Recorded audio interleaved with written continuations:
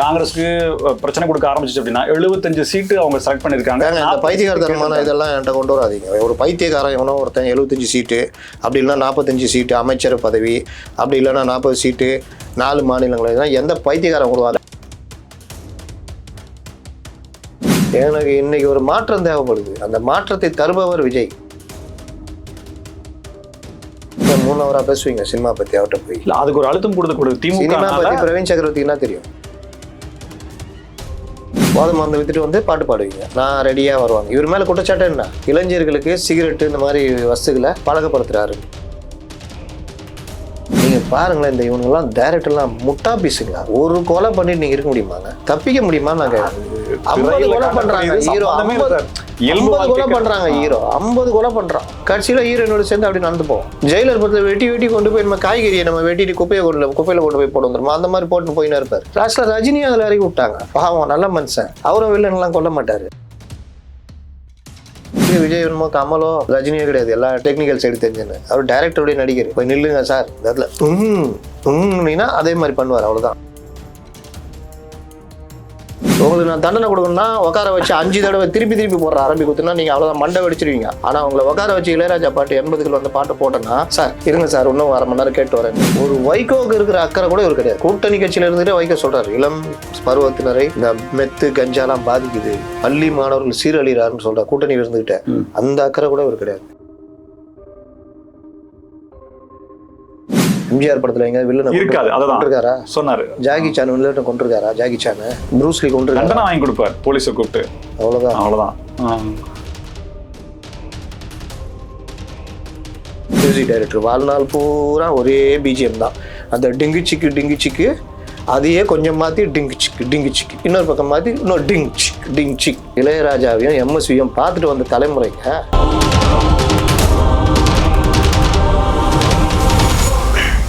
Spectrum Tamil நேயர்களுக்கு வணக்கம். நம்மோடு மூத்த பத்திரிகையாளர் அப்துல் முத்தலிப் இருக்கிறார், பேசலாம் சார். வணக்கம் சார். இந்த கருத்து நீங்க உங்களுக்கு சாதகமா நீங்க சொன்னாலுமே கூட எல்லா பேச்சாளர்களுமே ஒரு அரசியல் கட்சியினுடைய சார்பாக பேசக்கூடிய எல்லாருமே இதைத்தான் செய்யறாங்க. ஆனா அவங்க வெளிப்படையா சொல்லல. நாஞ்சில் சம்பத் வெளிப்படையா சொல்லிட்டாரு. நான் அதுதான் சொல்றேன். நாஞ்சில் சம்பத் நிர்வாகி இல்லைன்ற அவர் ஒரு பேச்சா, அவருக்கான வருமானத்துக்காக தாவேக்காக நகர்ந்திருக்காருன்ற நான் அவரை தப்பா சொல்லல. அவர் வெளிப்படையாக பேசினார், அதெல்லாம் இல்லை. ஆனால் அதை பேசக்கூடாது. எனக்கு இன்னைக்கு ஒரு மாற்றம் தேவைப்படுது. அந்த மாற்றத்தை தருபவர் விஜய். அதற்காக நான் நகர்ந்தேன்னு சொன்னார்னா ஓகே. எனக்கு எங்கள் கூட்டம் தரல, பேசுறதுக்கு வாய்ப்பு கொடுக்கல, அது கொடுக்கல, அதனால நான் இங்கே வந்தேன்னா, வந்தவுடனே நான் ஃபஸ்ட்டு ஸ்டேட்மெண்ட்டு விஜய்கிட்ட பேசியிருக்கேன், தமிழகம் முழுவதும் பிரச்சார கூட்டங்களுக்கு பர்மிஷன் வாங்கியிருக்கேன்றாரு. அப்போ அவர் நோக்கம்லாம் கூட்டம் அட்டன் பண்ணோன்னு, கூட்டம் பண்ணால் 10,000 20,000 50,000 வரைக்கும் அவர் வேல்யூ இருக்கு. சரி சரி. அப்போ அவர் கூட்டத்துக்கு புஷி பர்மிஷன் கொடுத்தா தானே உங்களுக்கு கீழே இருக்கிறவங்க கூப்பிடுவாங்க அவங்கள. ஏன் விஜய்கிட்ட பர்மிஷன் வாங்கிட்டா நம்ம அண்ணன்ட்ட பர்மிஷன் வாங்கணும், தெரிஞ்சுங்க. ஏன்னா அவரு கீழே தான் இயங்கணும், அவர்கிட்ட தான் எல்லா மாவட்ட செயலாளர் இருக்கான். பாண்டிச்சேரி சிஎம்ன்ற கனவுல அவர் இருக்கிறார். இன்னொரு தகவல் வருது, பாண்டிச்சேரி சிஎம் ஆகுனா கூட ஆகலாம், அல்லது காங்கிரஸை கூட சேர்த்துக்கணும். ரவி சக்கரவர்த்தி பேசினார்ல, காங்கிரஸ் பாண்டிச்சேரியிலையும் கேரளாவில் ஒரு 10 சீட்டு அப்படின்னா கேரளாலையும் கணக்கு தொடங்கிடலாம். பாண்டிச்சேரியிலையும் 2 கட்சி தான் இப்போ பிரதானமாக இருக்கும். ஒன்று என்டிஏ, ரங்கசாமி என்டிஏ, ஏடிஎம்கே வரை சேர்ந்துருக்குது. இன்னொன்று காங்கிரஸ் விஜய், மற்ற டிஎம்கே சார்லஸ்லாம் காணாமல் போயிடுவாங்க. அப்போ 2 பேருக்கு போட்டி நடக்கும். பிரவீன் சக்கரவர்த்தி உல்டாவா பல்ட்டி அடிச்சு நான் பார்த்தது வடை சாப்பிட்றதுக்காக கூட இருக்கும், சினிமா பற்றி கூட பேசியிருப்போம்னு சொல்லி ஒரு ஸ்டேட்மெண்ட் கொடுத்துருக்காரு. அதுக்கு 3 ஹவரா பேசுவீங்க சினிமா பற்றி அவர்கிட்ட போய்.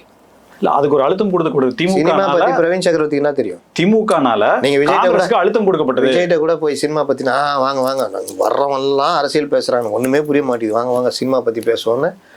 அப்படி கூட சினிமா பத்தி பேசுறதுக்கு விஜய் என்னமோ கமலோ ரஜினியோ கிடையாது, எல்லா டெக்னிக்கல் சைடு தெரிஞ்சுன்னு. அவர் டைரக்டருடைய நடிகர்.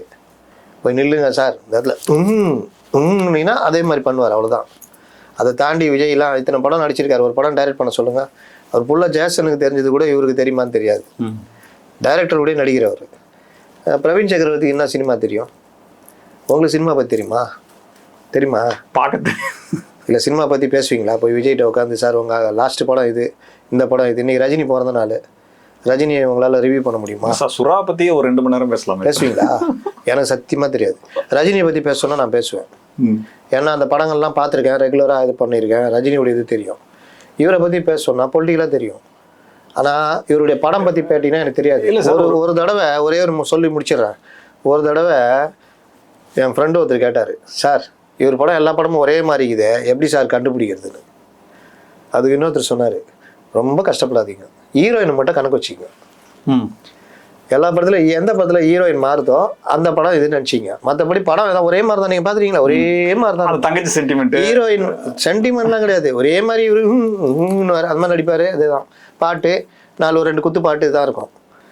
ஏன்னா நீங்கள் இந்த படத்துக்கு அந்த படத்துக்கு வித்தியாசம்னா ஹீரோயின் மாறி இருக்கும், அவ்வளோதான். நீங்கள் இதே ரஜினி படம் எடுத்தீங்கன்னா படையப்பா பார்த்தீங்கன்னா அது ஒரு ஸ்டைலில் இருக்கும், ஜெயிலர் பார்த்தீங்கன்னா அது வேறு ஆங்கிளில் இருக்கும், காலா பார்த்தீங்கன்னா அது வேறு மாதிரி இருக்கும். நீங்கள் பார்த்தாலே அந்த ஸ்டில்லு காமிச்சாலும் நீங்கள் சொல்லிடலாம். நீங்கள் நான் சொல்கிறேன் யாராவது இது சொராலாம் சொன்னீங்களே, இது எல்லாத்தையும் எடுத்து வச்சு ஸ்டில்ல காமிச்சிங்கன்னா எது எந்த படம்னு சொல்ல தெரியாது. கதையை சொன்னால் கூட சொல்ல தெரியாது. வேலை ஆயுதமா இதுவா அதுவும் எல்லாம் ஒரே மாதிரி இருக்கும். ஹீரோயின் மட்டும் தான் மாறி இருப்பாங்க. அதுக்கு சொல்கிறேன். அதனால் இவர் எந்த காலத்துலேயும் சினிமாவுக்கு முடிச்சுட்டு நான் அரசியலுக்கு வர்றேன்னு 2020 முடிவு எடுக்கிறாரு. ஆனால் 2020 2025 வரைக்கும் எத்தனை படம் நடிச்சிருப்பார். அதில் ஒரு எம்ஜிஆர் உடைய இதில் ஒரு 10% எடுத்துக்கிட்டு இளைஞர்களுக்கு இது பண்ணுற மாதிரி சமூகம் சார்ந்த விஷயம், ஒரு 2-3 கொள்கை பாட்டு அந்த மாதிரி எதாவது வச்சுருந்தீங்கன்னா நல்லா இருந்திருக்கும். எதுவுமே இல்லையே. கடைசி வரைக்கும் நீங்கள் போதை மருந்து வியாபாரம் தானே பண்ணுறீங்க. லாஸ்ட் படத்தில் என்ன பண்ணீங்க? போதை மருந்து விற்றுட்டு வந்து பாட்டு பாடுவீங்க, நான் ரெடியாக வருவான். இவர் மேலே குற்றச்சாட்டு என்ன? இளைஞர்களுக்கு சிகரெட்டு இந்த மாதிரி வஸ்துகளை பழக்கப்படுத்துகிறாருன்னு. ரஜினி மேலேயும் இந்த குற்றச்சாட்டு உண்டு. ரஜினி ஒரு கட்டத்தில் குறைச்சிக்கிட்டாரு, இதாச்சு. ஆனாலும் அந்த தாக்கம் வந்துடுச்சு. எம்ஜிஆரை தாண்டி மற்றவெல்லாம் பார்த்தீங்கன்னா படு குடிகாரர்களாகவும், அது ரஜினி வரைக்கும் கூட கிடையாது. ரஜினிலாம் கூட கெட்டு போனால் தான் குடிப்பார், குடிக்கிற மாதிரி சான்சஸ் ரொம்ப கம்மி. இப்போ பார்த்தீங்கன்னா ஹீரோ எனக்கு என்னென்னு சும்மா சாதாரணமாக உட்காந்து பேசலாம், பாரில் உட்காந்து குடிக்கிற மாதிரி தான் காமிக்கிறாங்க. வீட்டில் மொட்டை மாடியில் உட்கார்றது, பாரில் உட்கார்றது, மொட்டை மாடியில் உட்காந்து குடிச்சிட்டு இருப்பாங்க. வீட்டில் இருக்க தங்கச்சியோ அக்காவோ சைட் டிஷ் கொண்டு வைக்கிற மாதிரி. இப்போ அதை அப்படி ஃபேஷனாக மாற்றிட்டாங்க. இதை பார்த்துட்டு நம்ம பசங்களும் வீட்டில் உட்காந்துட்டு இதே மாதிரி பண்ணிட்டு அவங்க அக்கா தங்கச்சிங்க பொறிச்சு கொடுக்குதுங்க, சாப்பிட்டுட்டு தான். அப்போ நீங்கள் ஒன்று பண்ணால் அதோடைய தாக்கம் இளைஞர்கள் எப்படி போய் சேருன்றது தெரியுமா தெரியாதா? அப்போ நீங்கள் என்ன சமூக அக்கறை இருக்குது உங்களுக்கு? இப்போ என்னமோ திடீர்னு வந்து எதை மாத்திரமா, அதனால தான் ஒன்றும் புரியல அவங்களுக்கு. ஆசை மட்டும் இருக்குது முதலமைச்சர் ஆயிடணும்னு, ஆனால் என்ன செய்யணும்னு தெரில. ஏன் தெரிலனா இவர்கள் எதை பற்றியும் கவலைப்படாமல் வளர்ந்தவங்க, சமுதாயத்தை பற்றி கவலையே கிடையாது. நான் சொல்கிறேன், விஜய் கட்சியாக ஆரம்பிச்சிருந்து விக்கிரவாண்டி மாநாடு ஃபர்ஸ்டா இன்னைய வரைக்கும் டாஸ்மார்க்கு, மது, போதை, மெத்து, கஞ்சாக்கு எதிராக ஒரு சின்ன ஸ்டேட்மெண்ட் எங்கேயா பேசியிருக்காரா? இல்லைன்றீங்களா? சொல்லுங்க, இந்த கூட்டத்தில் பேசினாரு, அங்கே பேசினாரு சொல்லுங்க. நான் க்ளோஸாக வாட்ச் பண்ணிட்டு வரேன். தொட்டது கூட கிடையாது, அந்த பக்கம் கூட போனது கிடையாது. ஒரு வைகோவுக்கு இருக்கிற அக்கறை கூட இவர் கிடையாது. கூட்டணி கட்சியில் இருந்துகிட்டே வைகோ சொல்கிறார், இளம் பருவத்தினரை இந்த மெத்து கஞ்சாலாம் பாதிக்குது, பள்ளி மாணவர்கள் சீரழிகிறாருன்னு சொல்கிறார். கூட்டணியில் இருந்துக்கிட்டே அந்த அக்கறை கூட இவர் கிடையாது. அதில் தான் இறங்கி அடிக்கணும். இறங்கி அடிச்சோன்னா தாய்மார்கள் ஓட்டு உங்களை நோக்கி திரும்பவும் பண்ணலையே. இன்னைக்கு சட்டம் ஒழுங்கு பிரச்சனை அடிப்படை காரணம் என்னங்க? போதை மருந்து போடணும். ஏன் அதை தொட மாட்டேங்கிறீங்க? ஏன்னா உங்களுக்கு அதில் உடன்பாடு கிடையாது. ஏன் உடன்பாடு இல்லைன்னா உங்களுக்கு சமுதாய அக்கறை கிடையாது. சமுதாய அக்கறை தான் உங்களுக்கு கோவம் வரும். பாடுறா இதெல்லாம் நான் அங்கே குடிக்கிறவன் தான்ப்பா, அக்கேஷனலாக குடிப்பேன், ஆனால் ஒரு குடும்பத்தையே அழிக்குதுன்னா நான் எப்படி ஏற்றுக்குவேன் அப்படின்ற கோவம் வரணும். உங்களுக்கு அது கிடையாது. ஏன்னா நீங்கள் இந்த கலாச்சாரத்தில் வந்தவர். எலைட்டு, பாரு, பப்பு, சரக்கு இந்த மாதிரியே பழகிட்டவங்களுக்கு எளிய மக்களுடைய பிரச்சனை தெரியாது. கத்துக்க வரல சார். இப்போ புதிய ஃபர்ஸ்ட் படங்கள்ல அவர் நடிச்சதுக்கும் இப்போ அவருடைய படங்களுடைய நடிப்பு, டான்ஸ் இது எல்லாமே வந்து கத்துக்கிறாரு இல்லைங்களா? இப்போ அரசியலையும் அது போலயே திருத்திக்குவார் இல்லைங்களா? என்ன கத்துக்கிட்டாரு சினிமால? நான் கடைசி படம் வரைக்கும் சொல்றேன், நீங்க என்ன கத்துக்குவாருன்றீங்க? என்ன சார் அவருடைய படங்கள் கட்சி ஆரம்பிச்சு கடைசி படம் நடிக்கிறீங்க, போதை மருந்து வித்துட்டு வந்து பாட்டு பாடுறீங்க, என்ன நீங்க கத்துக்கிட்டீங்க? என்னங்க கத்துக்கிட்டீங்க? இந்த லியோ தானே அந்த படம், லியோ தானே. திரைப்படத்தையும் அரசியலும் எப்படி சார்? திரைப்படத்துல ஒரு கதை அம்சம் கொண்டு ஒரு படைப்பாக படைக்கிறதுக்குமே அவருடைய கேரக்டருமே அதுதான் அப்படின்னு சொல்றது. அவருடைய கேரக்டர் தான் படம். எதுக்கு வச்சு ஓட்டு போடுறாங்க? அவர் தொழில் வரும், தொழில்துறையில் ஏதாவது இருந்து இண்டஸ்ட்ரியில் இருந்ததுனால அவர் போடுறாங்களா? இல்லை ஒரு ஓட்டப்பந்தய வீரரா? இல்லை பாக்ஸரா? எதை வச்சு விஜயை ஃபாலோ பண்ணுறாங்க ரசிகர்கள்? சொல்லுங்க. சினிமாவில் நடிச்சுட்டா அவங்க கையில் தூக்கி ஆட்சியை கொடுக்கணுமா? நான் கேட்கறது போய் சொல்லுங்க. சினிமாவில் நடிச்சுட்டா அவங்க கையில் ஆட்சியை கொடுக்கணுமா? நம்புறாங்கல்ல, அதைத்தான் சொல்கிறேன். நம்புறாங்கல்ல, அவங்கள நல்வழிப்படுத்தணும், ஏமாற்றக்கூடாது. எம்ஜிஆர் பண்ணார்ல, உதாரணம் இருக்குல்ல. இல்லாத ஒன்று நான் சொல்லியே, என்னை நம்புகிறான், அவனை கொஞ்சம் கூட பாதிக்கப்படக்கூடாது, அவனை நல்வழிப்படுத்தணும். அதற்காக எம்ஜிஆர் உடைய ஒரு படம் நெகட்டிவ் தலைப்பு கூட வைக்க மாட்டார். நெகட்டிவ் விஷயமே இருக்காது. கற்றவர் சபையில் உனக்காக தனி இடம் வர வேண்டும், உன் கண்ணில் ஒரு துளி நீர் வழிந்தால் உலகே ஆள வேண்டும். இந்த பாட்டை கேட்குற ஒருத்தன் தன்னை தான் பொருத்திக்குவான். அப்போ கற்றவர் சபையில் உனக்கு தண்ணீர் விட வேணும், நம்ம படிக்கணும். நான் ரெடியா வரவான்னா எங்க இன்னொருத்தர் கூட சொல்லியிருந்தாரு, அதாவது வில்லன் கூட கடைசியில திருந்திடுவான், இல்லைன்னா அவனுக்கு தண்டனை வந்து கொடுக்கப்படும், அந்த மாதிரி ஒரு ஒரு மெசேஜ் இருக்கும். நல்லா புரிஞ்சுக்கிங்க. வில்லனை கொல்றதும் வன்முறை. எம்ஜிஆர் படத்துல எங்க வில்லனை இருக்காது, அதான் இருக்காரா சொன்னாரு. ஜாகி சான் வில்லனை கொண்டிருக்காரா? ஜாகி சான் ப்ரூஸ்லி கொண்டு தண்டனை வாங்கி கொடுப்பார் போலீஸை கூப்பிட்டு, அவ்வளவுதான் அவ்வளவுதான். இதுதான் வாழ்க்கை. பல படங்கள், எம்ஜிஆர் படங்கள்ல பெரும்பாலான படம் வில்லன் திருந்திடுவான். அதான் சொல்றேன். மன்னிப்பு கேட்டோன்னா கையை அன்பே வாழ அப்படி சண்டை நடக்கும், அடி தாங்காம லாஸ்ட்ல மன்னிப்பு கேட்பான். எம்ஜிஆர் அந்த கையெல்லாம் அப்படி பிடிச்சுக்காரு, கட்டி அணைச்சிட்டு ஒரு கிஸ் கொடுத்துட்டு போவார். இதாங்க வாழ்க்கை. கொடூரமாக குத்தி கொல்றது, 50 பேரை கொல்றது. நீங்கள் பாருங்களேன், இந்த இவனுங்கெல்லாம் டைரக்டர்லாம் முட்டா பீஸுங்களா? ஒரு கொலை பண்ணிட்டு நீங்கள் இருக்க முடியுமாங்க? தப்பிக்க முடியுமா? நாங்கள் 50 கொலை பண்ணுறாங்க ஹீரோ, 50 கொலை பண்ணுறாங்க ஹீரோ, 50 கொலை பண்ணுறான். கடைசியில் ஹீரோனோட சேர்ந்து அப்படி நடந்து போவோம். ஒரு போலீஸு ஒரு இது ஜெயிலர் பத்தில் வெட்டி வெட்டி கொண்டு போய் நம்ம காய்கறியை நம்ம வெட்டிட்டு குப்பையில் கொண்டு போய் போட்டு வந்துடுமா, அந்த மாதிரி போட்டுன்னு போயின்னு இருப்பார். லாஸ்ட்டில் ரஜினியும் அதில் இறக்கி விட்டாங்க. பாவம், நல்ல மனுஷன், அவரும் வில்லன்லாம் கொல்ல மாட்டார், அவரையும் இறக்கி விட்டாங்க அதில். இதுதான் பிரச்சனை. இந்த சினிமா டைரக்டர்கள் நடிகன்றான்ல, இவனுங்க எல்லாம் அரை டிக்கெட்டுங்க. இங்கே வந்துட்டு ஊர்லேருந்து வருவான் மஞ்சள் பையை தூக்கிட்டு, இங்கே வந்து அசிஸ்டண்ட்டாக சேர்ந்துருவான். ஊரே ஒரு பக்கம் ஓடும்போது இவனு அந்த பக்கம் ஓடுவான். இந்த மொட்டை மாட்டில் உட்காந்து கதையை வச்சு வைப்பான். சுற்றி சுற்றி அவன் கதையில் போதை மருந்து வைப்பாங்க, அது பண்ணுவாங்க, இது பண்ணுவாங்க. ஒரு இன்ஸ்பெக்டர் ரோல்னா கூட அந்த ரோலை ஹோம்ஒர்க் பண்ண மாட்டான். இவனே பைத்தியக்காரன் மாதிரி ஏதாவது முடிவு பண்ணிட்டு எடுப்பான். இதில் ஒரு பெரிய நடிகருடைய கால் ஷீட் கிடச்சிச்சின்னா என்ன வேணால் பைத்தியக்காரத்தனம் பண்ணலாம். கேட்டால் சினிமாவை பாருங்க, சினிமாவை பார்க்குறோம், நீ தேர்தலில் நிற்க வராது, நீ அப்படியே நடிச்சுட்டு ஓடிடு, நாங்கள் சினிமாவை பார்த்துக்குறோம். நீ அது வீட்டில் எங்கள்கிட்ட வர, நான் முதலமைச்சர் ஆகணும், நல்லது செய்யணும், வரணும்னு சினிமாவில் நடிக்கிற வரைக்கும் அயோக்கியத்தனம் பண்ணிகிட்டு இருப்பியான், பைத்தியக்காரத்தனமாக நடிப்பியான். யதார்த்தத்துக்கும் உனக்கும் சம்மந்தமே இருக்காதான். இங்கேருந்து ஃப்ளைட் எடுத்துகிட்டு பாகிஸ்தானில் போய் பார்க் பண்ணி அந்த தீவிரவாதி பிடிச்சி வருவான். எந்த ஊரில் நடக்கும் அப்படின்னு அந்த ஞாபகம் இருக்கா? போய் குண்டு போடும்போது அடிச்சிட்டாங்க, உளுந்துட்டாப்புல, பிடிச்சி தூக்கி கொண்டு வச்சாங்களா, யுத்த கைதி. அப்போ எல்லாம் அபிநந்தனை கொண்டுருவாங்கன்றாங்க. நாங்களாம் 2-3 ராணுவம் இருக்கட்டும், அதெல்லாம் இல்லைங்க, யுத்த கைதி, பரஸ்பரம் ஒப்படைச்சிடுவாங்க. அதே மாதிரி ஒப்படைச்சாங்க. இவர் ஃப்ளைட்டை கொண்டு போய் காரை கொண்டு போய் தேட்டரில் பார்க்கிங்கில் பார்க் பண்ணோம். அந்த மாதிரி பார்க் பண்ணிட்டு டோக்கன் வாங்கிக்கின்னு நேராக போவாரான். டிங்கி சிக்கு அவன் ஒருத்தன் அனிருத்துன்னு ஒரு மியூசிக் டைரக்டர், வாழ்நாள் பூரா ஒரே பிஜிஎம் தான். அந்த டிங்கி சிக்கு அதையே கொஞ்சம் மாற்றி டிங்கி சிக்கு, இன்னொரு பக்கம் மாற்றி இன்னொரு டிங் சிக். இளையராஜாவையும் எம்எஸ்வியும் பார்த்துட்டு வந்த தலைமுறைங்க. இதில் இந்த விக்ரம் படத்தில் அந்த போட்ட அந்த தீமை கொஞ்சம் மாற்றிக்கணும், வேறு தெரியவே தெரில. ஒரு படத்தில் வந்த பாட்டு ஒரு 2 வருஷம் கழிச்சு கேட்கணும், யோ அதை மாற்றியா சொல்கிறோமா இல்லையா? அரபி குத்து டான்ஸு பாட்டு இப்போ கேட்பீங்களா நீங்கள்? உங்களுக்கு நான் தண்டனை கொடுக்கணும்னா உட்கார வச்சு 5 தடவை திருப்பி போடுற அரபி குத்துனா நீங்கள் அவ்வளோதான் மண்டை வெடிச்சிருவீங்க. ஆனால் உங்களை உட்கார வச்சு இளையராஜா பாட்டு 80கள் வந்த பாட்டு போட்டோன்னா, சார் இருங்க சார் இன்னும் 1/2 மணி நேரம் கேட்டு வரேன்னுவீங்க. இதுதான் இசை. காது இறைச்சலாக வச்சுக்கிட்டு அடிச்சுக்கிட்டு கேட்டால் இன்றைக்கி இவங்களுக்கு பிடிக்குமா? இந்த கிடைக்கின்றதெல்லாம் உருட்டு, உனக்கு வராது. இவர் போவாராம், அப்படியே போயிட்டு அப்படியே தீவிரவாதியை தூக்குவாராம், வருவாராம். அதுவும் வரும்போது எதிரில் ஃப்ளைட் வருமா? எந்த ஊரில் வரும் ஃப்ளைட்டு? எதிரெதிர. சரி, அப்படியே எதிரெதிர வந்தாலும் அதை நீங்கள் பார்க்க முடியுமா? நம்ம மூளையுடைய வேகம் 8 செகண்டு. ஒரு ஆப்ஜெக்ட் பார்த்து அது போகிற வேகம் 1000 கிலோமீட்டர் வேகம், நம்ம போகிற வேகம் 1000 கிலோமீட்டர். அப்போ நீங்கள் இந்த பறவைகள் வந்து விமானத்தில் மோதில் அதை ஏன் தப்பிக்க முடியல பைலட்லால் அப்படின்னு கேட்டப்போ அவங்க ஆய்வு பண்ணதில் பறவை வர்ற வேகம், விமானம் போகிற வேகம், நீங்கள் கண்ணில் பறவையை பார்க்கும்போது நீங்கள் அதை வந்து பார்த்து உங்கள் மூளையில் போய் அதை முடிவு எடுத்து செயல்திறன் படுத்து 8 செகண்டாம். அதுக்குள்ளே பறவை மோதிடுது. இது 3 செகண்டாம். இதுவே எப்படின்னா 2 ஃப்ளைட் வரும்போது நீங்கள் ட்ரெயினில் போயிருக்கீங்களா, பக்கத்தில் ட்ரெயின் போவோம்ல, ஜன்னலில் யாராவது உட்காந்துருந்தா தெரியுமா? எப்படி தெரியும்? சட்டன்னு போகும், அப்படியே வெள்ளையாக தெரியும் நமக்கு. கரெக்டா? ட்ரெயினு அப்படின்னா ஃப்ளைட் வேணும். இவர் ரஃபேல் மாறும்.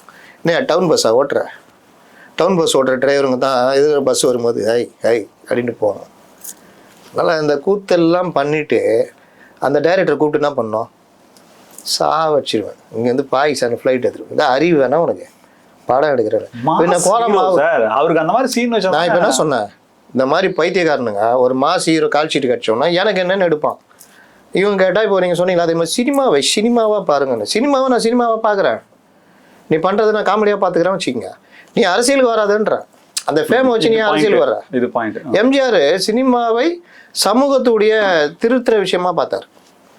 அப்போ அவர் அரசியல் வர்றதுக்கு தகுதி இருந்தது. அவர் எல்லாருக்கும் உதவுனார், ஏழைகளுக்கு உதவுனார், தான் இருக்கிற வரைக்கும் சம்பாரிச்ச பணத்தை பலருக்கும் இது பண்ணார். டெக்னிக்கலாக அவர் ஸ்ட்ராங்காக இருந்தார். அவரை ஏமாற்றி ஒரு ஷாட் எனக்கு என்னெல்லாம் எடுக்க முடியாது. ஒரு ஷாட்லையும் அவருடைய நாடோடி போக வேண்டும் ஓடோடின்னு பாட்டு வரி எஞ்சி போயிட்டாராம். நான் கேட்டால் அது எப்படி நெகட்டிவாக இருக்கும், எனக்கு போய் நாடோடி போக வேண்டும் ஓடோடி. நான் அப்புறமா வாலியெலாம் வர வச்சு எல்லாம் வந்து சுச்சுவேஷன்லாம் விலக்கி, சார் நீங்கள் வந்து உலகம் முழுதும் சுற்றுற ஒரு தொழிலதிபர், கிட்டத்தட்ட நீங்கள் நாடோடி மாதிரி தான். இந்த இடத்துல கேரக்டர் வந்து நீங்கள் இப்படி வர்றீங்க, ஆனால் நீங்கள் வந்து அதே பாட்டில் பாடுறீங்க, உலகில் உள்ள நாடுகளில் என் கைகள் கால்கள் படாத இடமில்லை, உங்களை போன்ற கும்பலும் கூச்சலும் நான் பார்க்கல அப்படின்னு நீங்கள் பாடுறீங்க சார் அப்படின்னோடனே அதுக்கப்புறம் ஏற்றுக்கிட்டு வந்தாராம். அந்த பாட்டு பாருங்கள், நாடோடி போகணும் ஓடோடி, அப்படி இருக்கும் அந்த பாட்டு. புள்ளியைப்பா 6 நடையில் 50 வயசு அப்படி துள்ளிட்டு வந்து நிற்பார். நீங்கள் மேடையிலையும் எம்ஜிஆருடைய அந்த மேனரிசம் பார்த்தீங்கன்னா அப்படியே நமக்கு பற்றிக்கும். அந்த இது அப்படியே வந்து அப்படியே வணக்கம் சொல்லி எல்லா இடத்துக்கும் கைத்தட்டி, ஸ்கூல் பசங்களை பிடிச்சி மேடையில் தள்ளி விட்டா வரும் தெரியுமா, இப்படி இப்படி வந்துட்டு இப்படி என்னையா லீடர் அப்படி நிற்கணும். அப்படி பார்த்தாக்கணும் அவங்ககிட்ட இருந்து பார்த்தாலே அந்த வீரம் அந்த கம்பீரம் எல்லாம் வந்துடணும். வணக்கம் வைக்கிறதுலேயே வணக்கம் இது இருக்கணும், கையாட்டத்தில் இது இருக்கணும், நம்பிக்கை வரணும் பார்க்குறவனுக்கு. அப்படின்னா என்ன இது எல்லாம் சேர்ந்து தான் ஸ்ட்ராட்டஜி. அதுக்கு ஒன்றுக்கு 9 கோடி ரூபா கொடுத்து அது உட்காந்துக்குது. அதுக்கு வேலை என்னென்னா பைனாக்களை வச்சு பார்த்துன்னு இருக்கோம், யாரும் உள்ளே வராமல் பார்த்துக்கணும். அதே மாரி உள்ள வந்துட்டு அங்கே இன்னொருத்தருக்கிறாரு ஓசோன் படலம், அவரும் உள்ள விட மாட்டார். இதான் நிலமை. ரைட். திமுகவினுடைய அடுத்த மூவ்மெண்ட் என்ன இருக்கு சார்? கூட்டணியிலிருந்து ஒரு கட்சியோட கூட வெளியில போகலை அப்படிங்கிற நிலையில் இருக்கு. ஏன்னா 2வது தாவேக்காவை பற்றி விமர்சிச்ச செல்வகுமார் கூட திமுகவில் போய் ஐக்கியமாகிறார். திமுக கூட்டணி இன்னும் பலம் அடைந்து கொண்டே இருக்கு. இது அதிமுக வெற்றிக்கு எந்த ஒரு செல்வகுமார் போகிறதுனால திமுக பலம் அடையுதுன்னா அது பைத்தியக்காரத்தனம். திமுக பெரிய சிக்கல் இருக்கு, வெளியே தெரியாது. ஏன்னா சொல்லக்கூடிய ஊடகங்களும் மற்றவங்களுமே அவங்களுடைய சார்பு ஊடகங்களாக மாறிட்டாங்க. பேசக்கூடிய பத்திரிகையாளர்களும் அவருடைய எண்ணம் எல்லாத்தையும் அப்படி திருப்பி விட்டாங்க, பிஜேபி இதுன்ற மாதிரி. அவர்களும் இதை பற்றி பேசுறதே கிடையாது. பேசுனா எங்கே பகை வருமோன்னு பயப்படுறாங்க. என்ன பெரிய பிரச்சனை, காங்கிரஸ் இவர்களுக்கு தொல்லை கொடுக்க ஆரம்பிச்சிச்சு. சீட் ஷேரிங்கில் சண்டை வரும், கட்சிக்குள்ளேயும் சண்டை வரும், வெளியும் வரும். இனி வர்ற காலம் திமுகவுக்கு மலர் பாதை அல்ல, முள் பாதை தான். இதெல்லாம் சமாளிச்சு தான் வந்து அவங்க தேர்தலில் போட்டி. வெளிப்படையான ஒரு கேள்வி சார், காங்கிரஸுக்கு பிரச்சனை கொடுக்க ஆரம்பிச்சிச்சு அப்படின்னா 75 சீட்டு அவங்க செலக்ட் பண்ணியிருக்காங்க. இந்த பைத்தியகாரத்தனமான இதெல்லாம் என்கிட்ட கொண்டு வராதிங்க. ஒரு பைத்தியக்காரன் எவனோ ஒருத்தன் 75 சீட்டு, அப்படி இல்லைன்னா 45 சீட்டு அமைச்சர் பதவி, அப்படி இல்லைன்னா 40 சீட்டு 4 மாநிலங்கள், எந்த பைத்தியக்காரன் உருவாங்க அதிகமா கேட்பாங்கன்றது 70 சீட்டு எப்படிங்க கேட்பாங்க? 70 சீட்டு அவங்க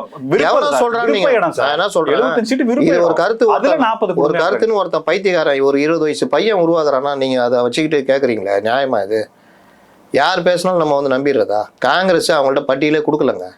அன்னைக்கு போனது நாங்கள் குழு அமைச்சிருக்கோம், தகவல் சொல்ல வந்தோம், ரைட்டு நாங்கள் வந்து ஜனவரியில் குழு அமைப்போம், அப்புறம் பேசிக்குவோம், கிளம்பியாச்சு.